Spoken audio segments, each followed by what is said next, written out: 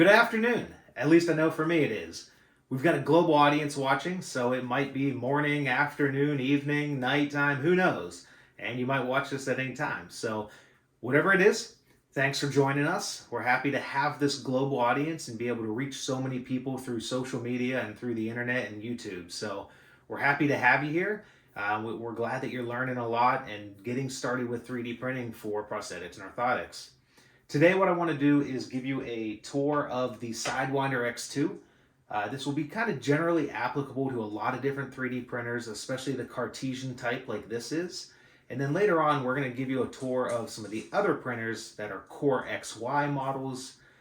We have a belt printer and we've got a Delta printer. So I'll show you all the different types in a later video and kind of how they're similar, different, the benefits of each. So we're going to go first person, get a look specifically at the Sidewinder X2 today, and see, that way you know when I talk about stuff in the videos, whether it's a designing, printing, slicing video, troubleshooting, when I make mention of something, you know what it is that I'm talking about. So let's go ahead and take a look at this first person, and I'll explain what's happening with the Sidewinder.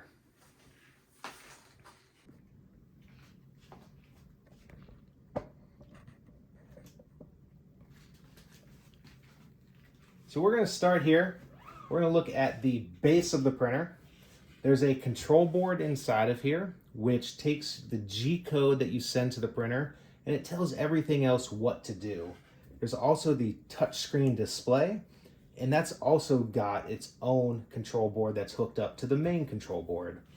This little button here is a reset button. If you ever need that, there's instructions that you can find from the manufacturer on when and how to use that. This printer also comes with a USB stick. That is one way to feed instructions to the printer from your slicer. You can also use an SD card with this printer, and that would go here. Other printers use SD cards a lot. They all have their own ways. So I have adapters, micro SD to a USB adapter. Some, like the Ender 6, uses an actual full-size SD card. You can also run a cable in and connect directly to your computer sometimes, or run through a Raspberry Pi with something like Octoprint. So there's a lot of ways to connect and actually send those G-code commands to the printer.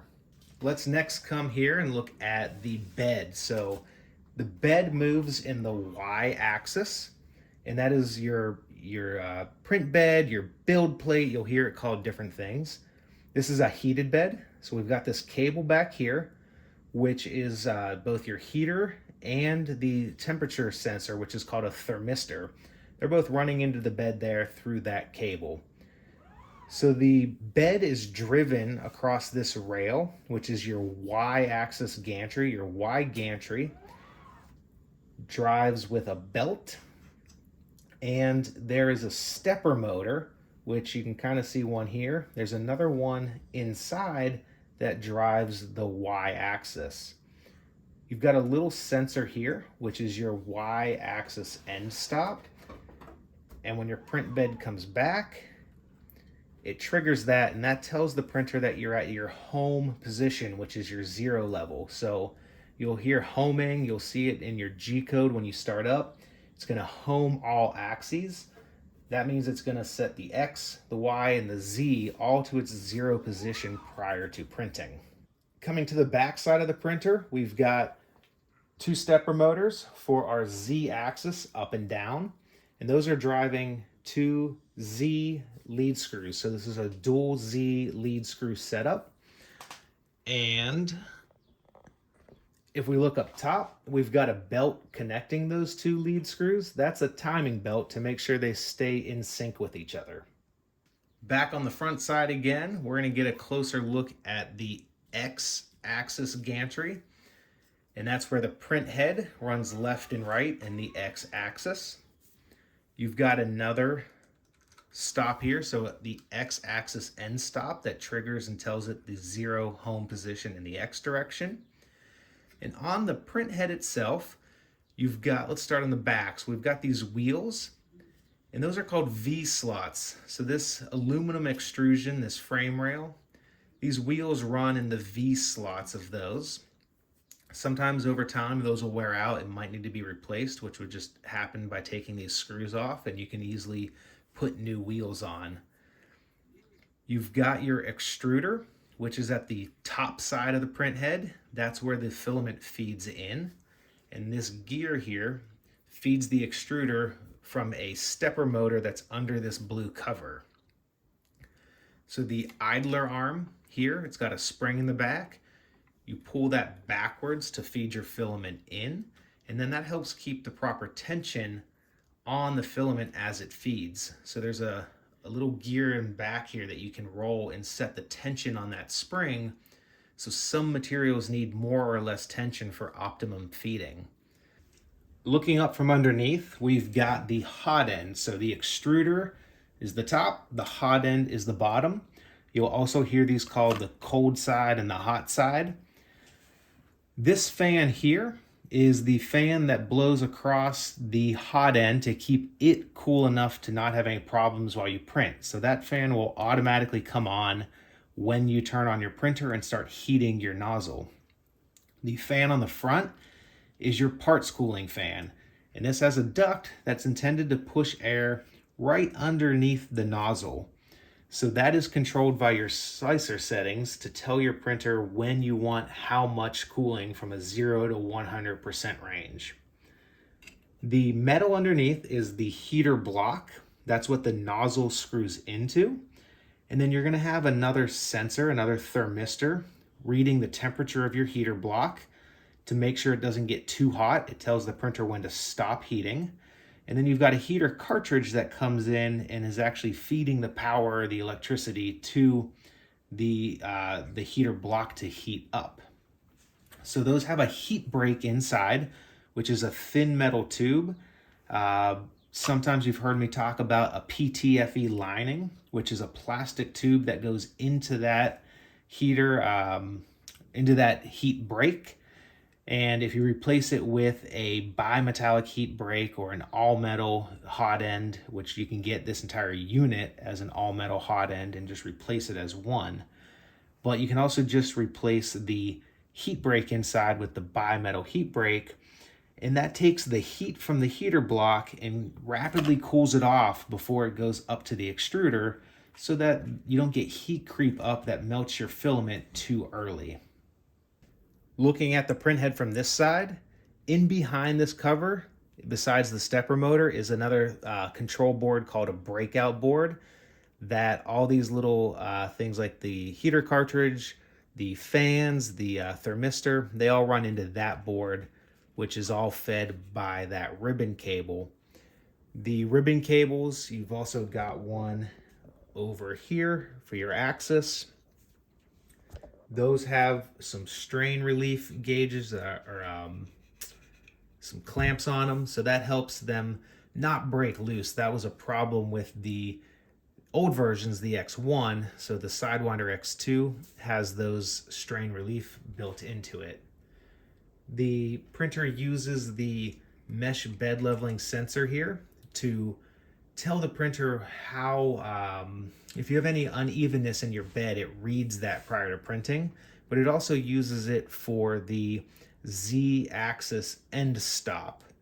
So some printers, you would have, just like you've got your Y-axis end stop here, some of them will have a Z-axis end stop that something as it moves up and down would trip that. So every printer does the Z-axis differently.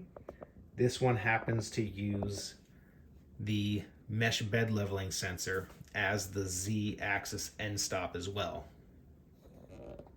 Up above, we've got the filament detection runout sensor and our spool holder. So as you've heard me say before, probably, I bypass mine because I sometimes like to manually feed filament in. The purpose of this is that if your filament breaks or runs out during a print, it'll trip that sensor and stop the print. So you can also unplug it here, but I like to just have mine bypassed so that I don't want my print stopping and having any messy spots or lack of adhesion between layers. So I like to just manually change my filament, but that requires me to be aware of how much filament I have and when I need to change it. Coming back down to the bed, you can see where I've put my glue stick on, and that bed is starting to get some of that built up. I'll usually let it build up a little bit, and then once it starts to get bumpy or rough, I'll come in with a wet paper towel.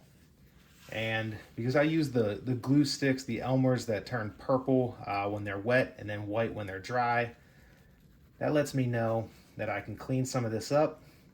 As it's turning purple, I should be able to scrape it off. So just using my scraper like I would to get a print off, I'll come in and clean some of that up.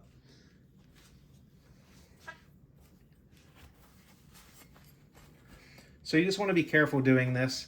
You don't want to scrape your glass bed, but just slide it right along the surface there. I'm not too particular about keeping a clean bed because I use the glue stick. If I was trying to just print straight onto the bed, the recommendation's usually to have that cleaned with alcohol so you don't have any fingerprint grease or anything like that on it that would mess up with your bed adhesion. But because I use the glue stick, I let it build up because that's actually what I want, is a lot of glue on there, both holding it for some prints and working as a separation layer for other things like PETG.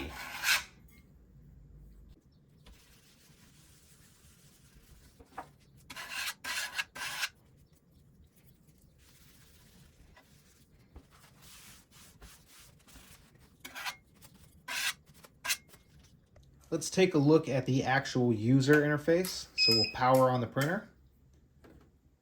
Give that a second to boot. And here you can see we've got the nozzle temperature readout, the bed temperature readout, and the fan speed. That is your parts cooling fan speed. Print, if you have a USB or an SD in, that'll pop up the file you want to print. You can see that in the other video. Tools, you're going to have a lot of options here. So heat, this is going to be to preheat your nozzle and your bed. You can switch between them down here in the bottom left. You can switch the increments from 1, 5, or 10 degrees Celsius. And then you just add what you want. And if you go back, you'll see that kick up in a second to the number we just set. So that's going to start heating to 60. Going back into tools, you've got Extrude, which this is where you can actually tell the printer to feed material in or out. Again, 1, 5, or 10 millimeters at a time. And we only have one extruder, so it's Extrude 1, slow, normal, or fast. So you could also, once the nozzle's up to 180, you can't push material through until then, but you could do it this way, or you could push the idler lever back and push that through manually, or roll the gear on the extruder as other ways to do this. Move, you're going to have up, down, left, right, front, back as positive and negative directions from 0 from your home position, and you can choose the distance to move each one. Home, you have the choice of homing all or just your X, Y, or Z individually. Level, that's going to move to your 5 different points, your 4 corners and your center. We did leveling in the first designing and printing video. Filament change is if your filament runs out or you need to swap it during a print. This is one way that you would use this. I never use this screen. And then more, you're going to see Z0. So we went over that. That is making sure that your nozzle touches your bed properly. And we adjusted all of this in the other video. EEPROM save, anything that you adjust, you want to save that setting to the control board itself. And then after you set your Z0, you could run an auto level, which is going to run your mesh bed leveling sensor through its procedure. You can also turn the LED light on and off that's up there at the print head. Finally, we have the settings. This is what you're reading from, a USB or a micro SD. If your print stopped, if your power went out, you could continue your print there. You can control your fan, just like you can control your temperatures. So 255 is 100%, 125 would be 50%. So it's a 0 to 255 as the actual value, or 0 to 100%. They're the same things. So you could turn your fan on. Close will reset everything back to 0. This is just going to be about some information about your printer, and I don't actually know what that does, so I'm not gonna say much about that one. The last thing we'll talk about here is looking straight down that frame, that Y gantry rail. You can see we've got our bed leveling screws. So these are the manual bed leveling. You use that to set the bed level before you allow the mesh bed leveling to fine tune if your bed's warped in any way. So you always have to do the manual step first and make sure your bed's manually leveled. There are springs up in here. Those can be replaced with little silicone stoppers. That's a nice upgrade to do sometimes if you're having trouble with your bed leveling or if it's coming unlevel. I haven't had any trouble with that with this printer, but I have put those on, like my Ender 3 V2, I switched to the silicone ones. Okay, I think that about does it for the Sidewinder X2 tour. That should also give you a nice general overview of other types of printers like this, other Cartesian printers, but a lot of that's going to be applicable to all types of, especially desktop 3D printers. So, like I said, the next video is going to be about different types of these. So Core XY, what that means, what a Delta printer is, what a belt printer is, and then how they compare to each other. So any questions, anything I didn't cover or that you weren't sure about, you can go over to the Lemon Lattice forums and post your questions there, or get a hold of me on social media through LinkedIn. You can also email me, Derek@lemonlattice.com, DERICK. So any questions, let me know. Otherwise, we'll see you with the next video. Take care.